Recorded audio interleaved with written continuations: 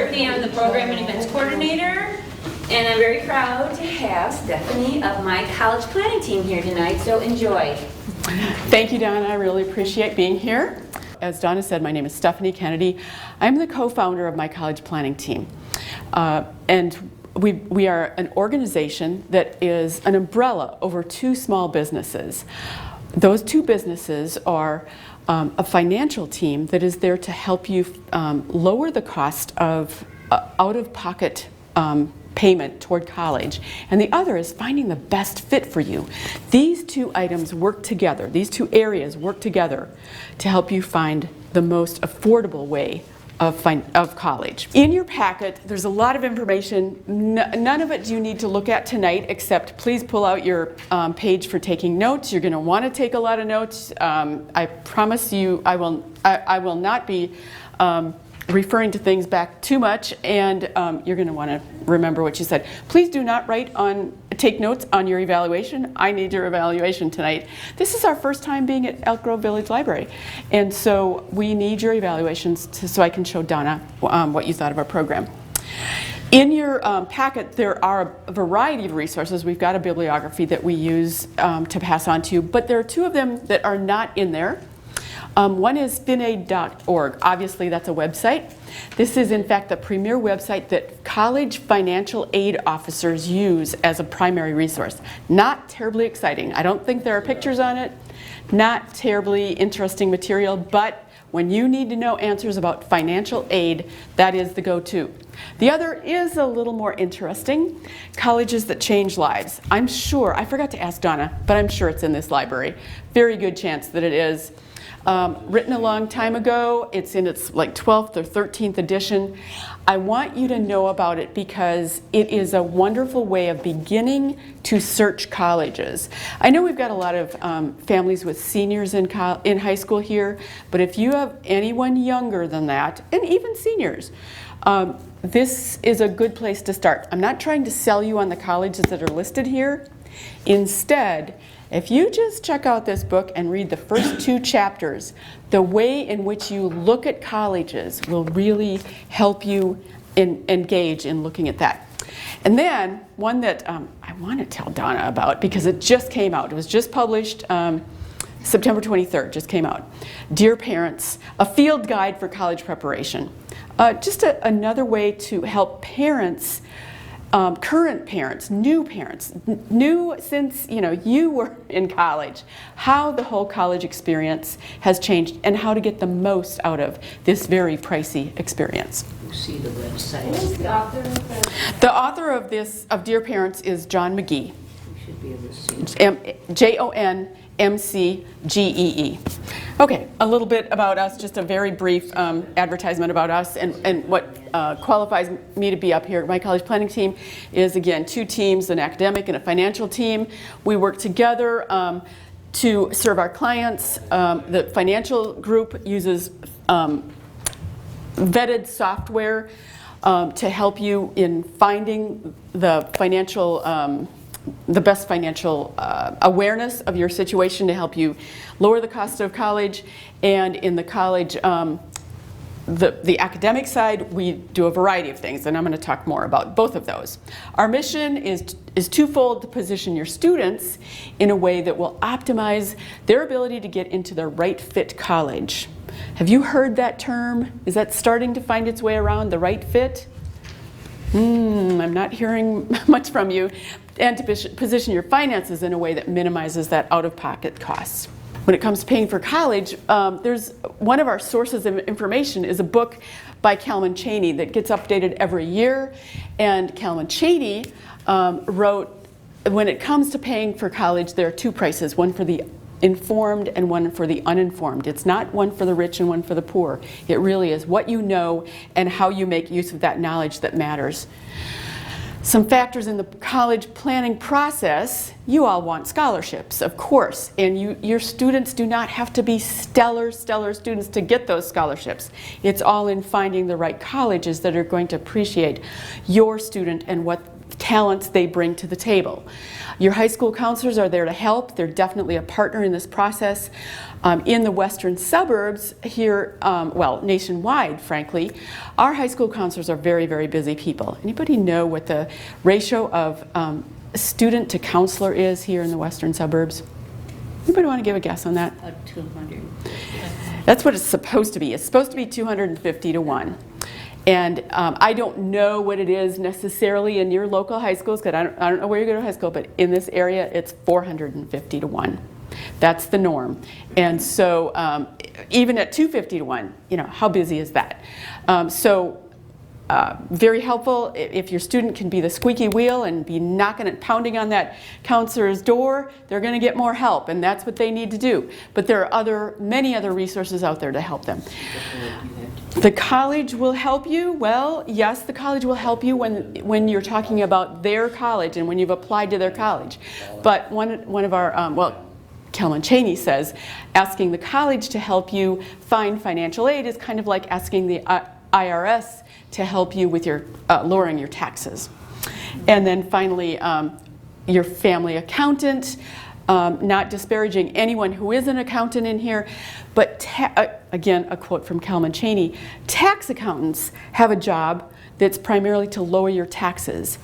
I wonder if I have a quote, but yes, I do have Kelman's quote here.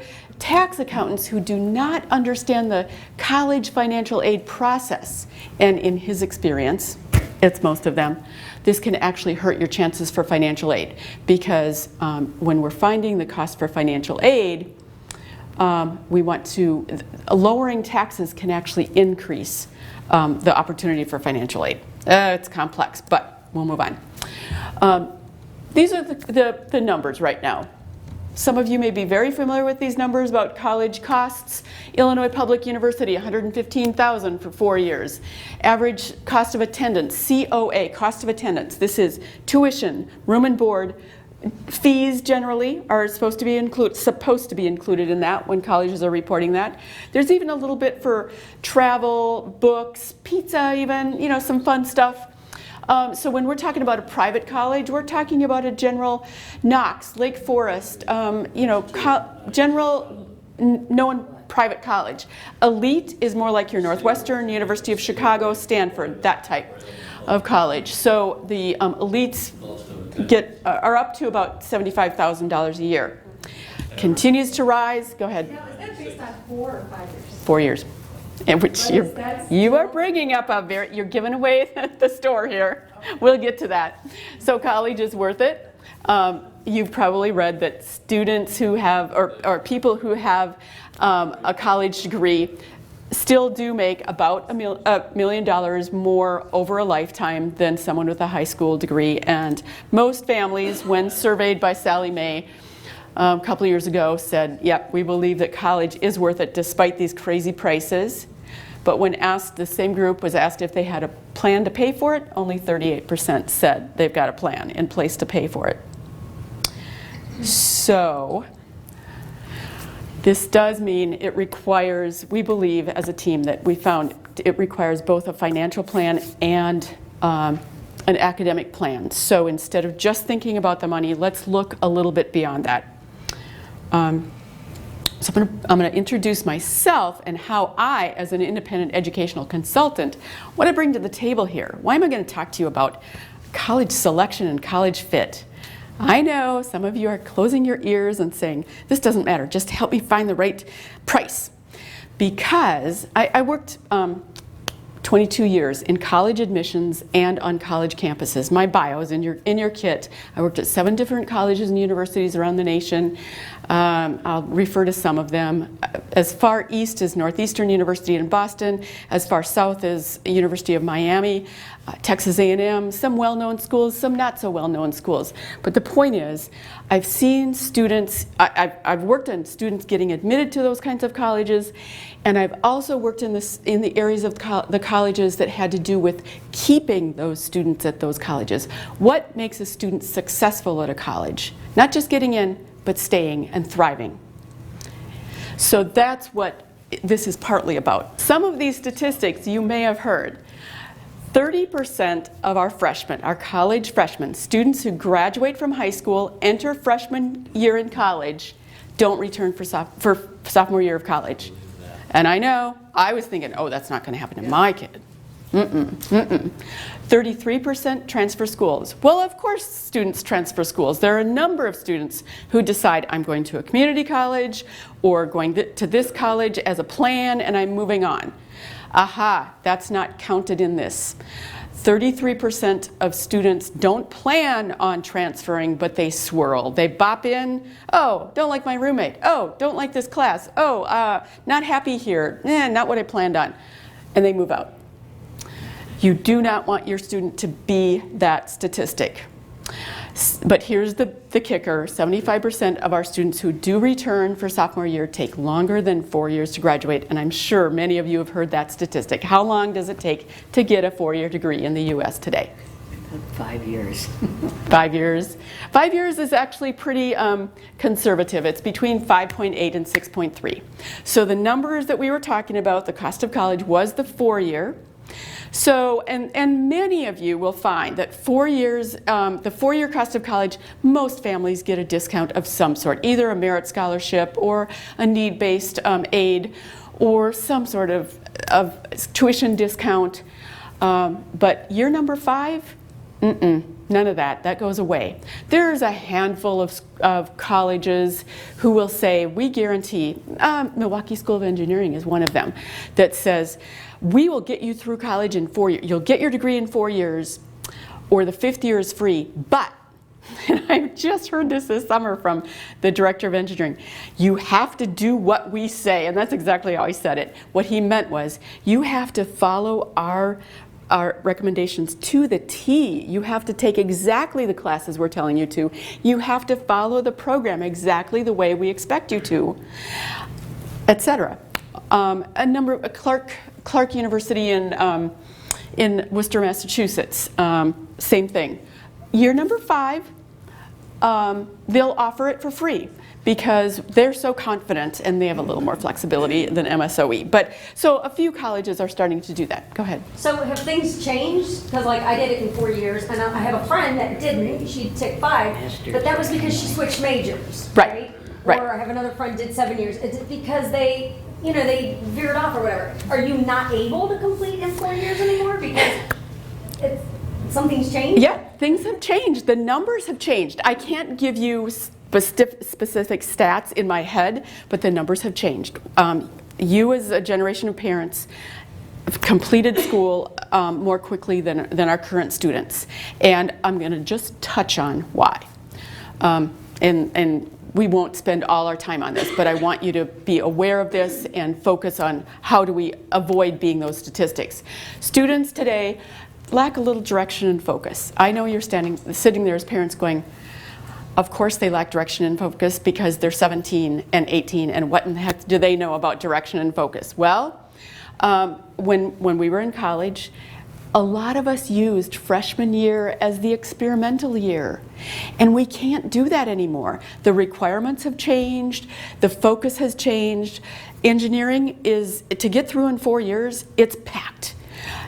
Elementary education, well, education in general, is what we call a driver major, because you have to, it's so packed, especially in Illinois and in Massachusetts. You have to follow a very specific curriculum, and it's so tight that you don't have time to experiment. Nursing's another one. There are several drivers that you really must, in order to get through in 4 years, you have to be very focused and you have to know that that's what you're going to major in.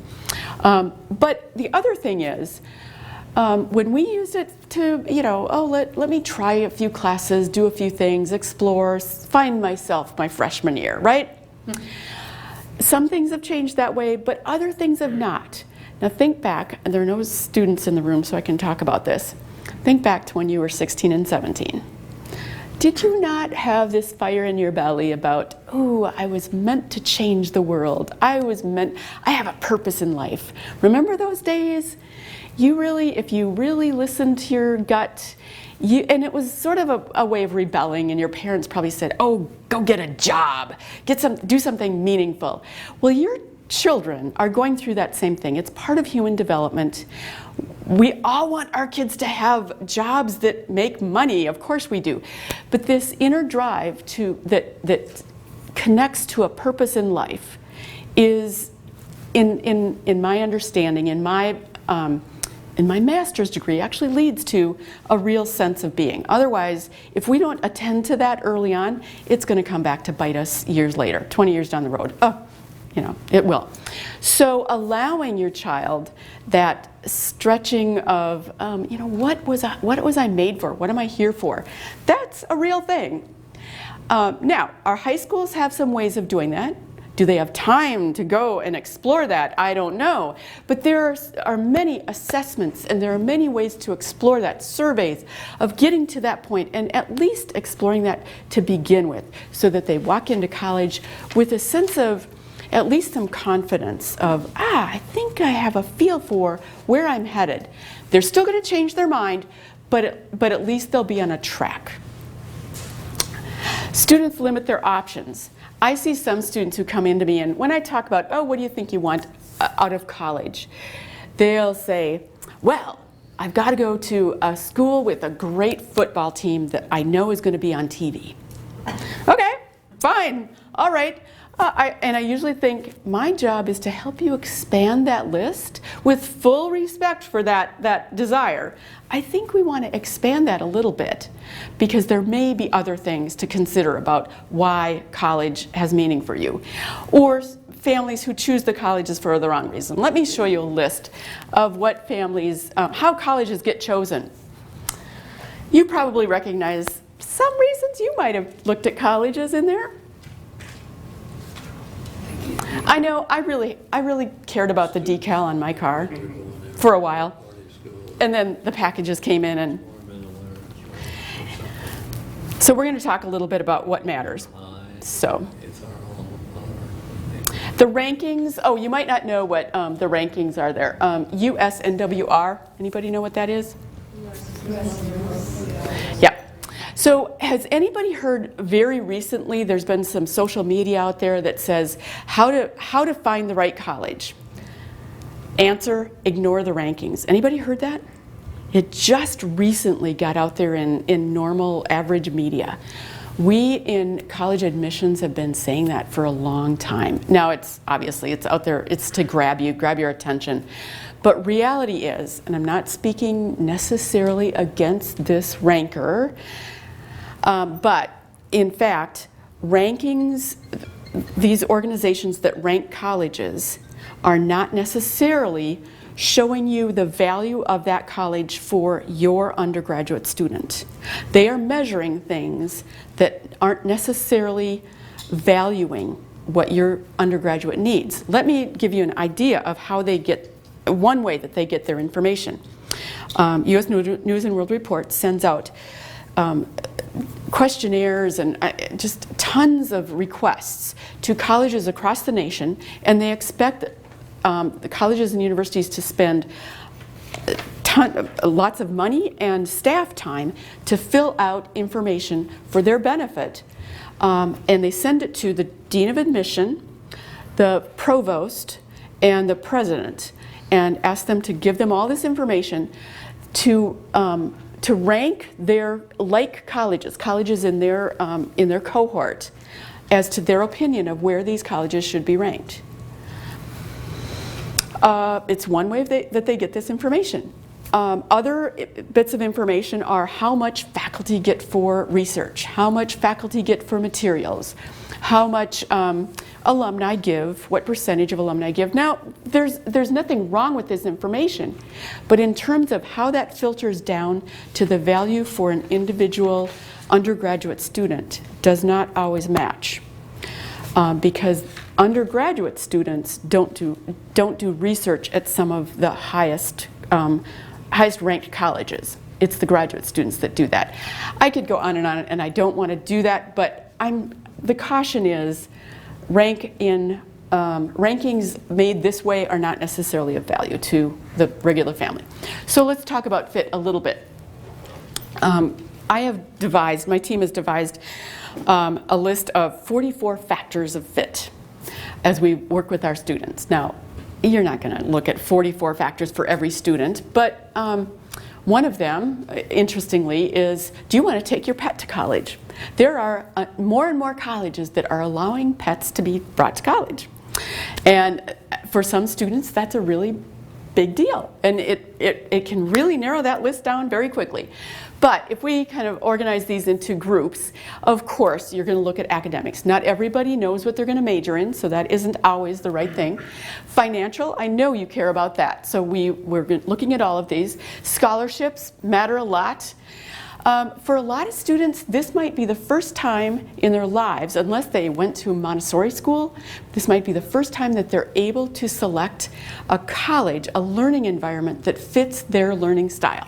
Because colleges have different types of, different approaches to teaching in a way that our high schools don't necessarily. Social and cultural, how do you figure out the culture of a campus? Makes a big difference. Here in Illinois, we brag about, or our colleges brag about, we've got one institution in our state that says we are the #1 party school in America. And another institution that says we are where fun goes to die.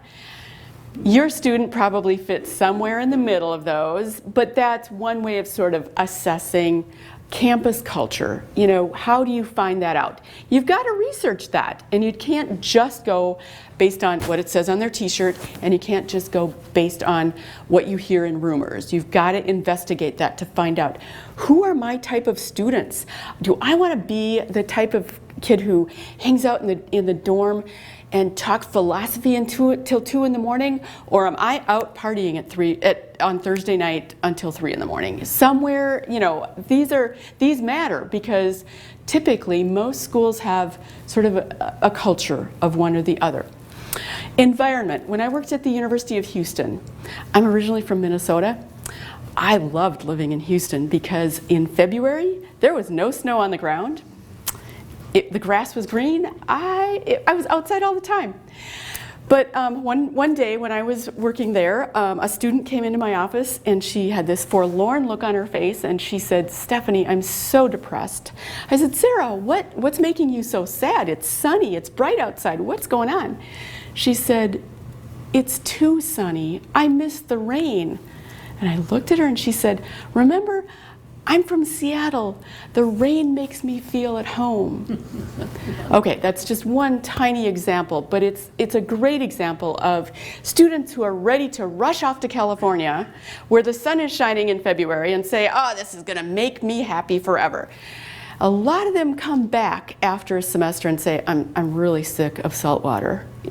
We need to be able to assess what is the right environment. I'm not saying your kids won't love California, but think about what's the right situation, and knowing that you're in a place where you're going to find a critical mass of people who understand who you are in your Midwestern roots and whatever else it is that you are. When we look at college, at this point, you know, a lot of you are thinking, I just got to find the college that will admit my kid, the highest level, get my kid in, right? So we're thinking admissions. If your kid is a junior, I'm guessing it's kind of the toughest year in high school. You feel a little stressed. Your kids are a little stressed right about now, especially. This is typically kind of the life of a high school junior. They get up, they shove food in their mouth to eat breakfast because they have to get up and rush off to class. Some of them have a class 0. They're taking class before anybody else is, and they've got 1, 2, 3, 4, 5, 7, 8 periods in class. Many of them don't forfeit a lunch because they're just so busy taking classes. They're all APs, they're all honors, they're all just really, really busy. Immediately after school, they've got an activity, they've got a second activity, no time to eat until they get home about 8 o'clock. They shove food in their mouth, and then they start studying for several hours, and they get to bed about 11 or 12 or 1. I had one student, when I asked her how many hours a night she studies, and she said 11. I said, "No, I meant how many hours a night do you study?" She said 11. Because why? Because I have to be the valedictorian. This is what it takes to be valedictorian. You have to study 11 hours a night. This is how pressured some of our students feel. And it's just crazy. They complain. They say, "I don't have any time to myself. I have no sleep. All I want to do is take a nap, please." Well, they get into college, and suddenly 168 hours in a week, which is the same that you have right now, the average American college student is in class and studying together about 25 to 30 hours a week. We count in sleeping time, we count in walking to class time, we count eating time, we count laundry time, we count walking back from class time. There are 90 hours of unstructured free time for the average college student, and they don't know what to do with it. So when you're looking at colleges, when you're visiting colleges, please pay attention to this whole arena. This is probably the most valuable part of their college experience. It's not just, when I say student life, student activities, the campus culture, it is not just, oh, do I need to join a fraternity or sorority? Well, that's one student organization that might be of value to you, but it might not be you at all.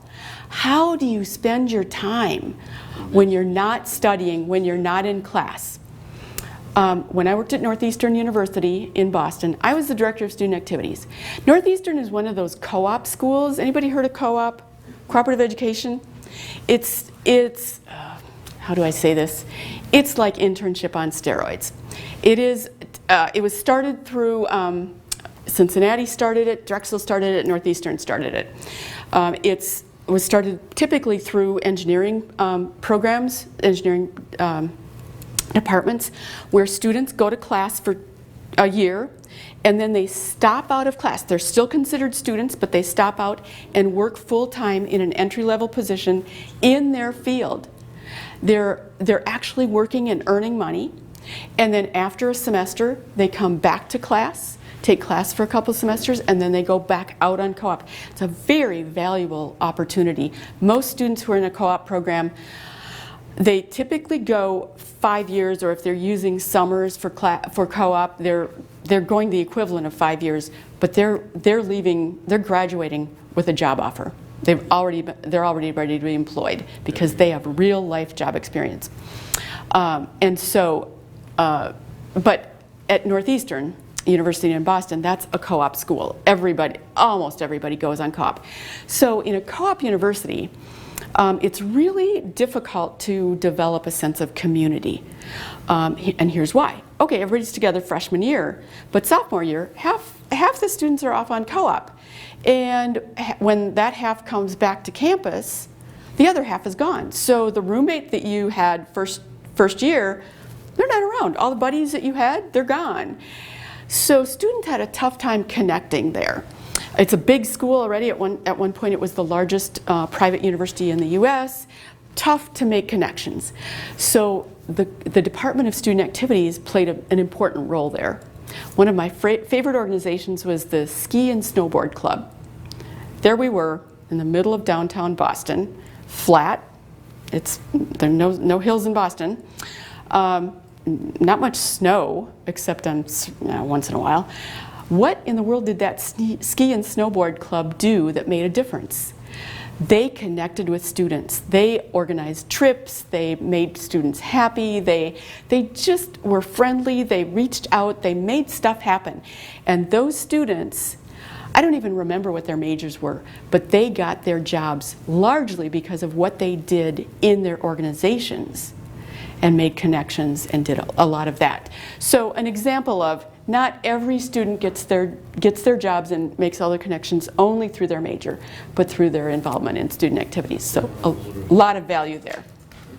Okay, so how do you find the right college? You've got to know who you are. You start your search by researching yourself, and then you start researching the colleges. There are about 4,000 colleges in the US. You don't want to start just by throwing spaghetti at the wall. You've got to know who you are, and then you start researching the colleges. Visits are very important. So once you have an idea of where you might begin to look at colleges, you've got to get out on visits. This is how the uneducated student, uneducated regarding visits, might look at colleges when I ask, oh, what'd you find out about that college? This is how they tend to, what they tend to report to me. Nothing inherently wrong with any of these, but a couple of them, you don't want to. This in its wholeness is not going to make a decision about your college. Please know that your tour guide is a person who is really a marketer. She or he has been told what to say. It is not the only student source that you should be talking to. It's very important to talk to other random students about their college experience on that campus. Here's a better way. As you parents go out on college visits, I really encourage you to look at options for campus living. Don't just say, oh, these dorms were ugly. Your student will not be in the ugliest, well, even if they are in the ugliest dorm, it's only going to be for 1 year, maybe 1 semester. If you see a lot of campus construction, please don't despair. That's a very good sign. There's activity going on, there's construction going on. It doesn't necessarily mean that your tuition is going to go up. Most of the construction going on campuses right now means that it's a gift or a capital campaign. Academic faculty should be on your agenda. Even if your student doesn't know their major, if they have some idea, oh, I think I'll be in the sciences, or I think I'll be in the arts, get that on your itinerary. You may have to call the visit coordinator to make that happen. But if your student doesn't connect and talk to a faculty member or talk to the coordinator within their academic department, they're missing out on a big part of that college campus tour. Why? Because college is about their academics, right? And if they're not aware of what this academic department truly has to offer them and how that faculty member can probably mentor them, and if they're not making a connection with them, they're missing out on a lot of information.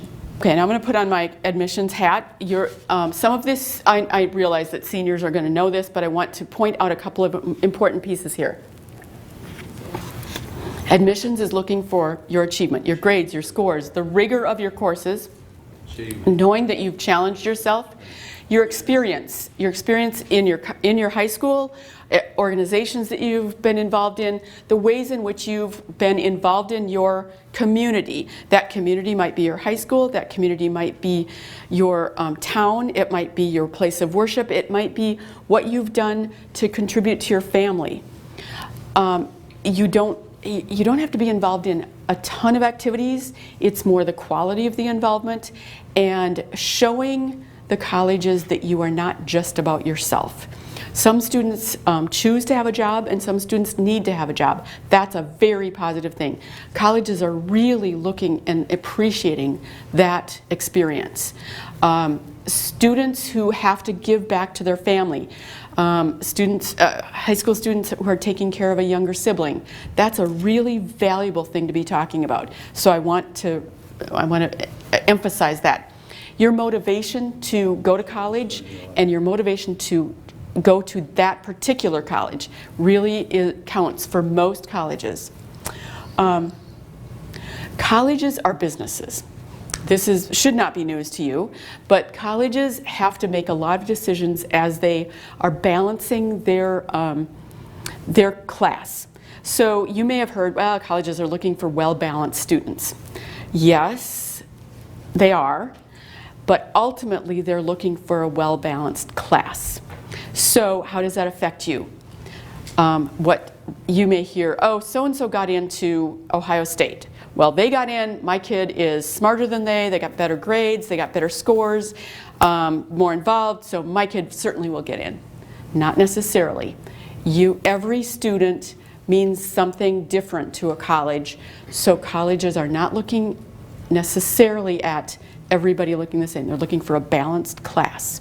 They're looking for a balanced class for yield, for financial opportunity, for talent. Of course, they're looking for a certain number of athletes, but they're also looking for students who are musicians. They're looking for maybe a violinist. They might be looking for an oboist. They might be looking for an alto. You never know what your student might be contributing to that. More and more colleges do care about you demonstrating interest to them. What does that mean? Some schools don't care a whit. Many schools do care. They will ask you, they won't ask you, but they do make note of, have you, every time you've talked to their rep, visited them at high school, showed up at a college fair, and colleges will ask you to articulate fit. You know about the college essay. Let me tell you a little bit about how this works. When I was at the University of Miami, typical, fairly selective private school, we were looking at, on an average year, 35,000 applications to fill a class of 2,000, right? So do the math. That's very typical of a lot of relatively selective private colleges. By the time your application makes it to the admissions committee table, it's been through 2 or 3 reads by different people. It's been well vetted, but by the time it makes it to that virtual table, which is all on a computer, you look like everybody else. You've got the same grades, you've got the same scores, you've got taken the same classes, you've been involved in the same activities. You just look the same as everybody else. So when the admissions committee is sitting down that particular day on that particular week, looking at maybe 300 applications for the next 2 hours and saying we can only select 50, like, how do they choose? Most of the time, it's, you know, and your individual rep is saying, I want these 5 kids. I really believe that they are the right fit, and I want my kids in. Your rep is fighting for you. It behooves you to know who your rep is and have seen them, talked to them. So when the committee's meeting and they have to decide, most of the time, 98% of the time, we are pulling out the essay to say, okay, who's got the essays that show us not how perfectly they write, although if you've got mistakes on the essay, it's an easy excuse for us to push it aside. If you've got the wrong name of the wrong Miami in there, let me tell you, that's a common mistake. But who can show us why you belong here? Whatever the question is, are you showing us that you know who we are and why you fit us? That's what most schools are looking for. So those essays need to be thoughtful. Again, not every school asks of this, but University of Illinois does. They show us why you want this major and what you've experienced that shows us you know what you're getting into. And most colleges, I did not write this list. This has been written by a lot of other admissions people, and this is what they say: get into your essay. Show a level of maturity and self-awareness. And you know, I don't know a lot of self-actualized adults that can necessarily articulate that, but it gives you an idea of what we're looking for. Okay, so despite all of this scary stuff, it is the Department of Admissions, not the Department of Rejection. So try to humanize the process as much as possible, and those of us in admissions will try to do the same. If you're younger than a sophomore, if your student's younger than a sophomore, the process is not easy. There's a lot of decisions to be made, but ultimately, the sooner you can start, the better, and be aware. Start with understanding who you are, do thorough research, give yourself time to do the research, do effective visits, and have strong applications. So now I'm going to talk about the funding process. So how do you pay for this? Most families do not have the money to pay for college at the prices we were talking about with their present income. But if it's an option, good for you. Dipping into your retirement savings, not a smart idea. Some families don't have a choice, but if you do that, you are not only robbing yourself of your income, you're obviously robbing yourself of the opportunity to continue to add to that. It can also impact your EFC negatively. How many of you have some sort of college savings account? 529 or something. Okay, about nearly half of the room. Good for you. That can be helpful. If you haven't done that, unless you've got very young children, it's not worth starting that now. Many families will take out loans. There are federal loans and there are private loans. Federal loans are the good loans. They're cheap loans. There is a type of loan out there that I'll talk briefly about that the federal government makes available to just about anybody, unless you've had a very recent bankruptcy. It's called the parent loan or the direct parent loan. It is a federal loan, it's available, but it's got a fairly high, like 8.6% interest rate, and it also has activation rate of 4-point-something% that has to be added every single year. So it's not necessarily the best way of paying for college, but the reason I bring it up is that it's on every single, almost every single financial aid package that's out there, and I'll talk about it a little bit later. Getting scholarships, we all want that, and most students should be able to get something in the way of a scholarship. Choose a less expensive school. I hope that I've given you a sense that schools, the cheapest school is not necessarily the best way to go, because there are so many ways of making the best fit college less expensive. I believe that most students should be able to make a reasonable private school as cheap, as inexpensive as their in-state schools. Pretty much the same. There are private schools out there that should be offering your children enough scholarship to make them no more expensive than our state public schools. Calling relatives, not cool idea, doesn't always work toward to the benefit of everybody. Tell me, please raise your hand if you know everything about what's up here, because I won't go through this if you do know this. Okay. Pell and SEOG are for lower income families. So those are for families that are like usually about under $60,000, but they're grants and free money for lower income families. The MAP grant is only for Illinois families and Illinois families going to Illinois schools. It's money from private colleges in Illinois. It is a nice little few $1,000s, but it runs out. So the sooner you apply, the sooner you get it, and many colleges in Illinois run out of that money. Federal Work Study is a federal job money that's, you know about that? It's federal money that's given out. A pot of money is given by the federal government to each college, and then the colleges distribute that to students who are eligible for federal work study. If you're filling out your FAFSA, always indicate, I recommend you indicate, yes, I'm willing to accept work study money, because usually you cannot go back on that word. But your student earns that money at a rate of at least minimum wage. Perkins Loan is a loan that's usually for lower income Pell Grant and SEOG grant families. Stafford Loan is available to anyone. There's subsidized and unsubsidized. So the subsidized is for lower income families, but unsubsidized is available to anyone. This is money that is a federal loan to your student. It is not yours as a parent, it is yours, it goes to your student. It's not enormous, but it does help. It's $5,500 the first year, $65,000 the second year, and $7,500 the third and fourth year. $2,700, I believe it adds up to, and it's it's a little skin in the game for your student, and it's got a very low rate of interest, and if it's subsidized, the interest does not accrue until your student is through college, and unsubsidized it does, but again, there's some nice forgiveness opportunities there, and some good things to go there.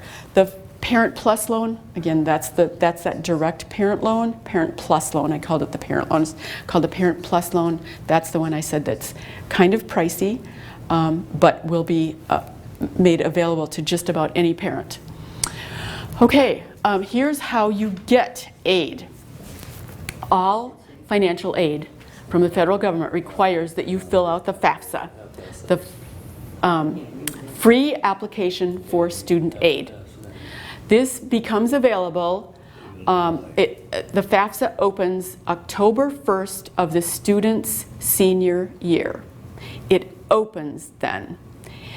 Some people say, oh, I've heard it's due October 1st. It is not due October 1st. You do want to fill it out as early as you can, but it's not open until October 1st.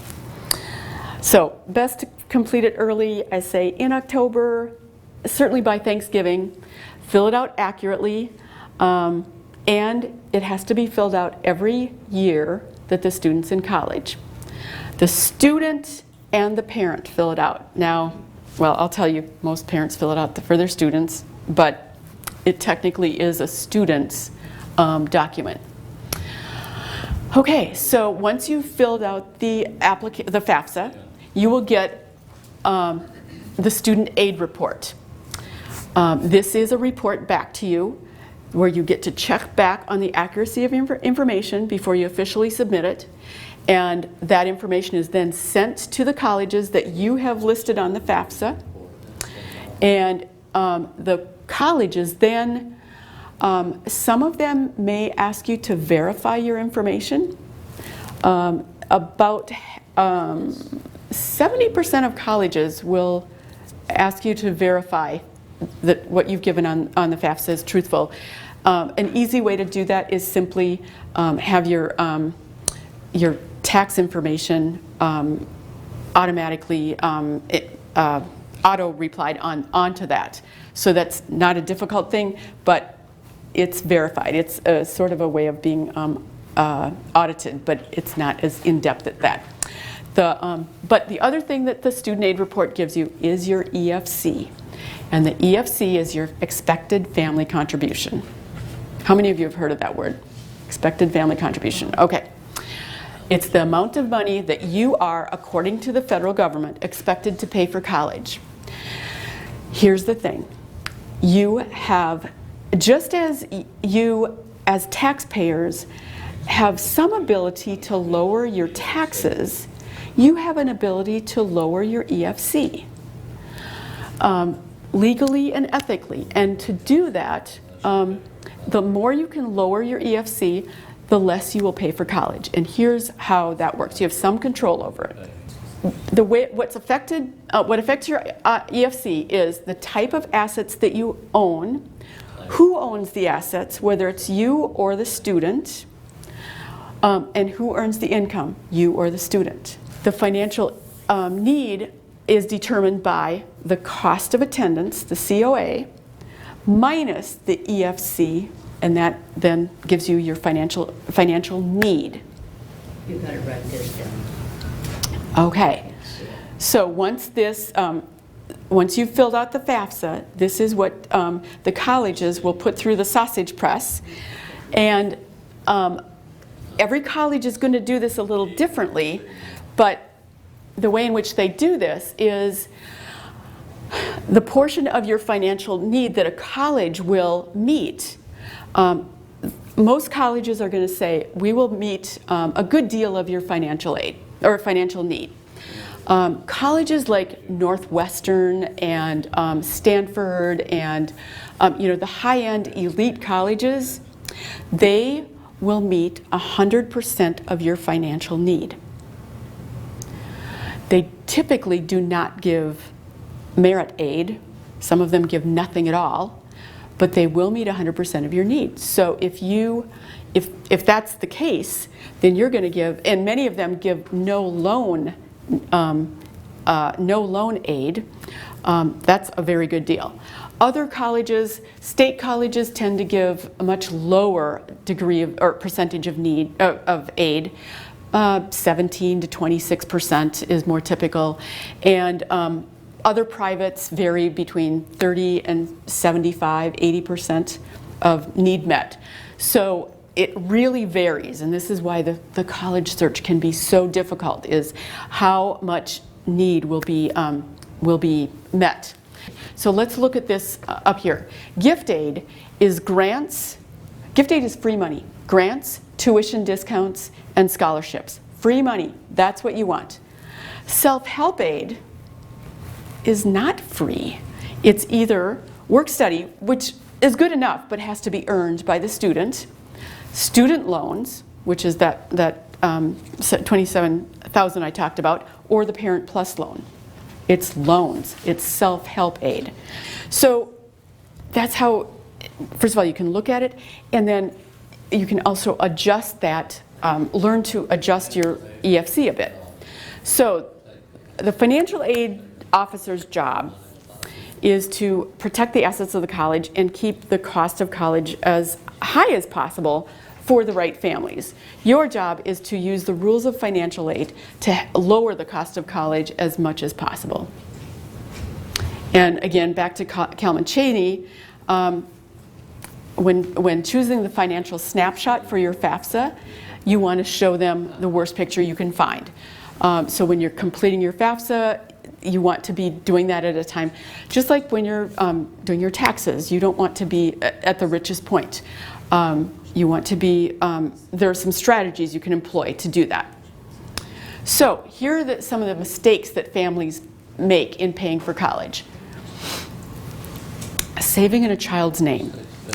One of the, many of us will be giving our child monetary gifts as they, go through various activities and various celebrations in their lifetime.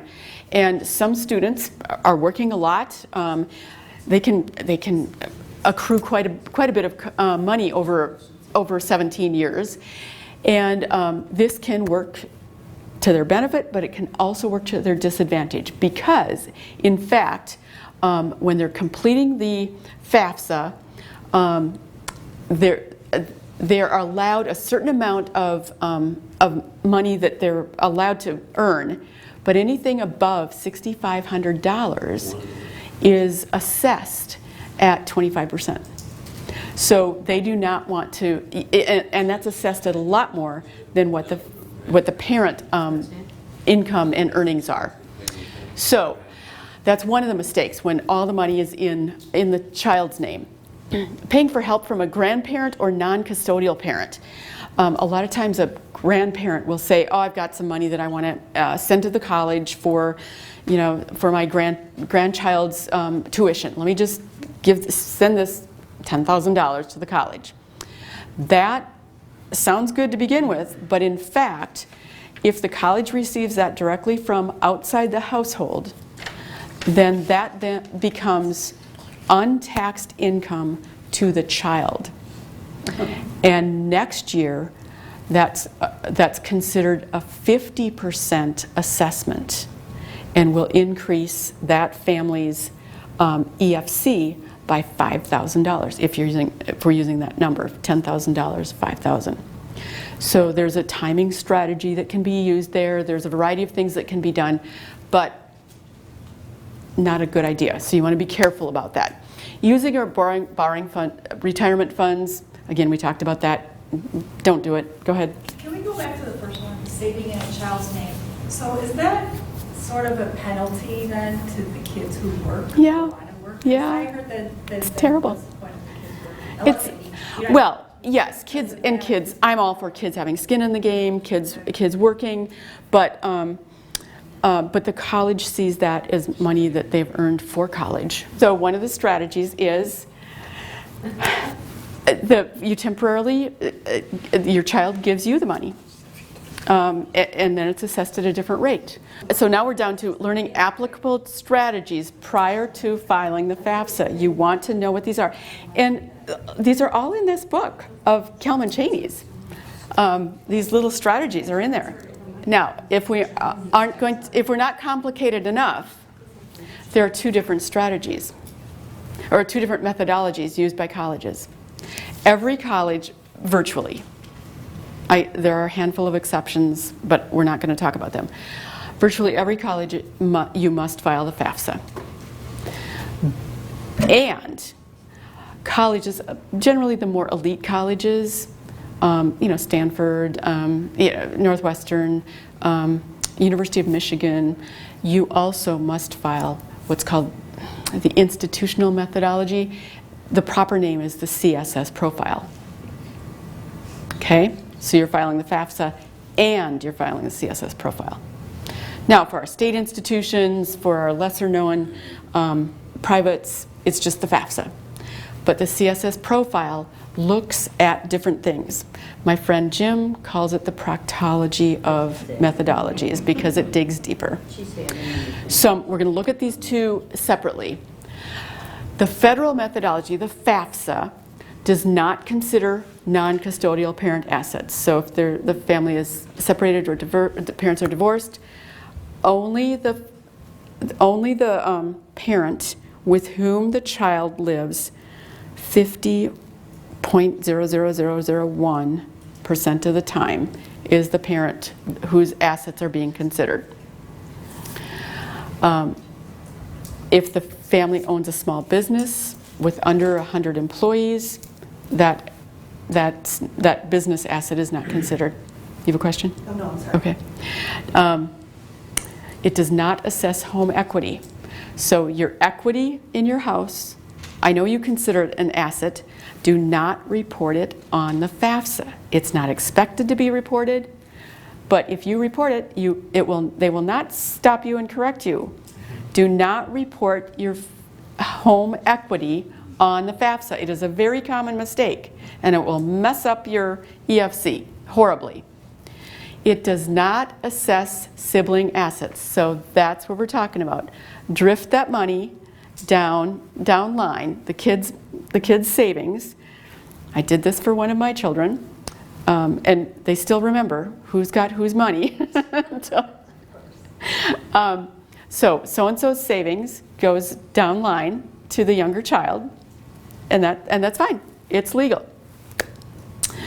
And this does have the student income protection allowance of about $6,500. Okay? So these are just a handful of important ones. Now this is the Fafsa. CSS Profile, if you're applying to Northwestern, for example, they're going to look at it a little differently. They may assess the non-custodial parent. So if the child's living with one parent who's earning less, doesn't matter. The other parent's income will likely be taken into account. The home equity in this one is assessed. Sibling assets are assessed, so you can't play that game. And business value of all types is assessed, and there is no income protection allowance. So some families say, okay, list of those colleges, because I'm not applying there, it's not going to benefit me at all. But in fact, these are the colleges, the more elite schools, where if your EFC shows that you have financial need, they're going to meet 100% of it, not 80%, not 60%, but 100%, and oftentimes at no loans. So knowing your EFC under both methodologies is very useful, and knowing how you can, the average middle income family can show a lower EFC than most families believe. You think, oh, we're middle income, we'll never be eligible for aid. But many, many families are very surprised at how they can be eligible for aid. I think Jim, my financial partner, says we have families that are making $250,000 that are eligible for financial aid. And then, when you have one student in college, it's one thing. I see heads shaking. When you get two students in college, the EFC is virtually cut in half. And so college can become very affordable. It might not be so affordable the first year, and families with twins, families with triplets, you did a good thing financially. Okay? All right, so, and here are those strategies. I guess we probably covered a lot of these. Keep your students' income under the current protection allowance. So they should be working. We do believe in kids working, but it's smart to keep that under the protection allowance. Hire your own kids, you know? Don't take capital gains during the base years. There's some strategies that I'm not going to try to go into, but these are strategies that can be worked through that, oh gosh, so don't sell your house during the base years. Your base year is the tax year of the junior year. That's your base year. And then every year after that is a base year as well. But the first year is the most important year. If you're self-employed, or postpone your bonuses, try not to make more money a particular year. And then there are some income and tax and timing strategies. I'm not going to go into those because I'm not as good as that. So here's what is accessible regarding the EFC. All cash, CDs, money market, anything considered savings, it's accessible on everything. Stocks and mutual funds of any sort are accessible. Bonds are accessible. Custodial accounts, UGMAs and UTMAs. Some families have this money. It's a custodial account. It's in your child's name. You think it's their money. It is not. No, it's in your name as a custodian. It is your child's money. It is not your money. This one counts as child income. So if you can unravel that early enough, you probably would be smart to do that. It usually takes a good accountant to do that. 529s and Coverdales are accessible, but this isn't always, 529s and Coverdales can still be a good thing. A lot of families end up paying for college there, but they're accessible. And vacation homes, equity is accessible, okay? Not the value of it, but the equity. All right? Non-accessible assets, anything that's an official retirement account, no matter what it's called. It's official retirement, as long as it's a legal retirement account. Personal items, cars, furniture, jewelry, etc. This is one where we say, okay, you've got a student who's driving age, and you've got a little. Maybe this is where they put that savings. They buy a car, right? It's not counted as money. It's where that money goes, and that's not assessed. Home equity is not assessed except for the CSS profile, and cash value withheld within life insurance policies. Some people have a life insurance policy that's not a term life. Those kinds of things are not. And annuities, in most cases, are not assessed. Okay, that's everything.